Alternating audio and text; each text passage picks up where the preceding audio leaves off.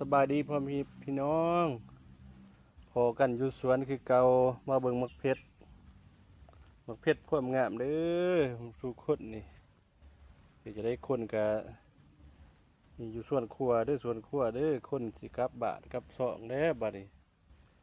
นี่เอิ้นบอนเฮาเฮ็ดเวียกเฮ็ดงานในปลูกมักเพชรโอ้ยแตะสะอ่อนหมากมันเป็นนี่เด้อพี่น้องมักเพชรก็พอได้กินพอได้นี่แหละเบิ่งบรรยากาศ ผักไว้ในกระปุกผักบัวมานี่ใหญ่แล้วนี่ขยายพอยคู่นี่ประมาณซ้ำนี่เด้อแหละนี่นี่ปลูกมักทั่วดินนี่มันสิเป็นบ่เด้ปลูกเปิดผักผสมประสาน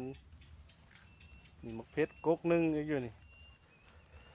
มักเพชรขาวแต่ว่ายามนี่จักหมากมันโอ้สะอ่อนดิแต่หมากมันเวลาสิอันนี้ยังเป็นจะได้มันเน่านี่อาจจะมีวิธีแกะแบบไรเด้ทำมักเพชรมันเน่ายามนี้ไม่แต่มันหมากมันเน่าไปหูจักแล้วก็คอมเมนต์มามักเพชรมันเน่าแล้วเขาจะมีวิธีแก้ไขแบบใดไปจังไดมันจึงบ่เน่ามักเพชรงามมันดีนี่ทำดอกใหม่งามพี่น้องนี่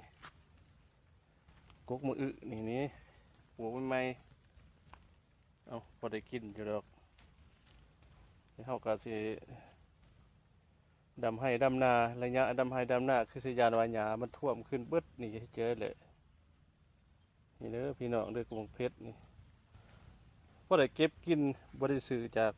ท้องตลาดประหยัดเล็กน้อยนี่แม่นกกที่นี่3-4กกเลยนี่เบิ่งหมากมันกกนี่ก็เป็นคือกันนี่หมากเน่าอีกนี่เน่าอีกได้นี่เขาจะมีวิธีแก้ไขได้เด้หมากมันแต่เน่าพี่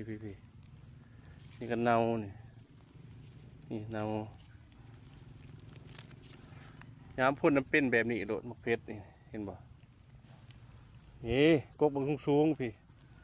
กกเก่ากกแก่ดินี่เห็นมาแต่เน่าแต่ละคนเคยปลูกมักเพชรแบบนี้มันเป็นมักเพชรอื่นมันเป็นบ่มักเพชรขาวมันจะเป็นเด้อพี่น้องเลยท้ายผากพี่ผากน้องผมมียังคอนเทนต์ทางผมมีนี่กับกุ๊กนึงนี่ปลูกมา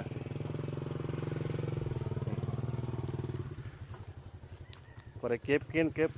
พี่น้องแล้วดูถ่ายเดือนหามักเพชรกับซ้ำนี่หมากมันโอ้ยผมโจผมอันนี้เลยหมักทั่วงันนี่นี่กงเพชรเอาซ้ำนี่